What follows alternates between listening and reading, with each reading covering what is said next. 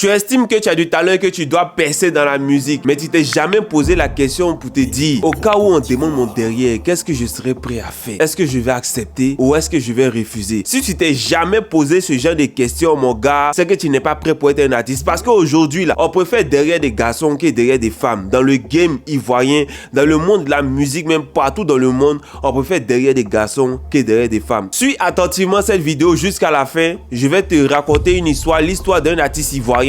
Peut-être que cela va te servir. Donc suis cette vidéo, partage, aime, like et suis-la jusqu'à la fin. Il y a beaucoup de choses à comprendre. J'ai un ami qui est un artiste ivoirien. C'est pas un grand artiste, mais en tout cas c'est un artiste qui a une voix. Et je pense qu'aujourd'hui en Côte d'Ivoire, il est très bien connu. Il chante très bien et la plupart de ses musiques ont cartonné. Et il a fait sortir une musique récemment qui est une musique vraiment très intéressante, qui fait vraiment bouger, qui est très dansante, mais malheureusement cette musique n'a pas cartonné. Donc moi je suis rentré dans son inbox, j'ai dit mon frère, mais c'est comment tu as fait sortir un son 2 temps là, bizarrement le son n'a pas pris alors que le son est hardcore par rapport à tes sons qui sont sortis. Il dit gars, il est boycotté. Il dit mais pourquoi est-ce que, comment ça se fait que tu es boycotté, explique-moi un peu. Il me dit Benito, mon parrain, l'homme à qui je croyais, l'homme à qui je me confiais, mon bon vieux père dit de le dado, Jean lui va devenir Mago.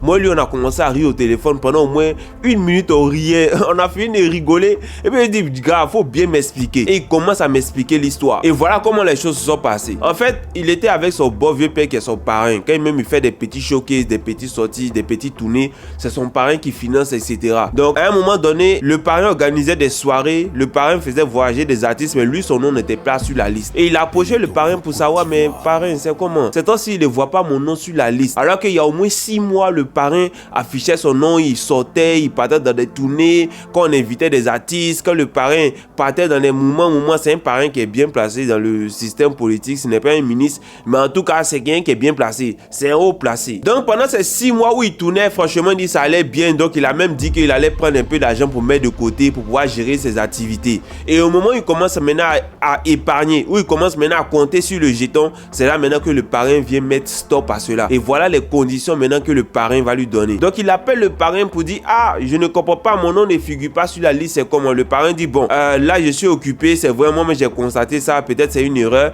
mais de toute façon passe au bureau, on va se voir. Donc il passe au bureau, il attend le parrain ne vient pas. Pendant quelques jours, ça a été toujours la même chose.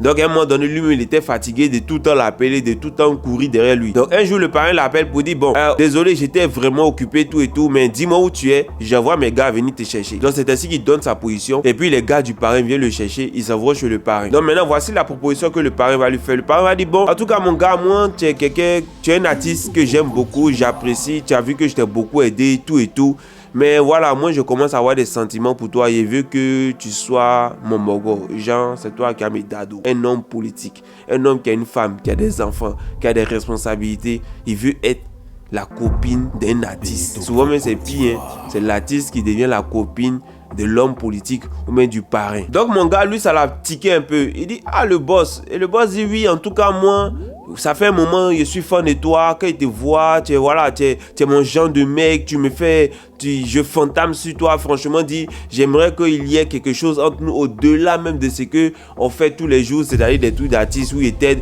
Mais en tout cas si on continue dans cette voie là, voilà, voici les promesses, voilà, je vais tout faire pour que tu puisses faire le palais de la culture, je vais tout faire pour que voilà tes albums soient vendus, je vais tout faire pour que tu aies une bonne promo. En tout cas je vais essayer d'organiser tout autour de toi et puis de temps en temps, le temps que ça prenne, te donner de l'argent de poche, etc., etc. Donc mon gars dit bon, en tout cas il a compris, mon parrain, j'ai compris, mais comme c'est quelque chose que je n'ai jamais fait, donc donne-moi un peu de temps, juste un peu de temps pour que je puisse y réfléchir, parce que vraiment accepter ça d'un coup comme ça, voilà, c'est un peu dur pour moi parce que c'est quelque chose que je n'ai jamais fait. Le parrain dit ok, prends ton temps, de toutes les façons tu connais, c'est ta maison, c'est le bureau, donc si tu es là, tu peux venir de temps en temps. Et c'est ainsi que mon gars a tourné dos et qu'il n'est plus retourné là-bas, et que malheureusement aujourd'hui sa carrière est en train de flopper comme jamais. Si on l'invite, c'est à peine, il fait des petites prestations, mais ça ne décolle pas. Je préfère ne pas donner son identité ici, je préfère ne pas jouer sa musique ici, je préfère ne pas trop parler de certaines choses, pour ne pas qu'on sache de qui je parle, pour éviter de créer de la polémique. Mais si tu es un chanteur, tu es un artiste, tu veux mousser, si tes parents n'ont pas les moyens, mon gars,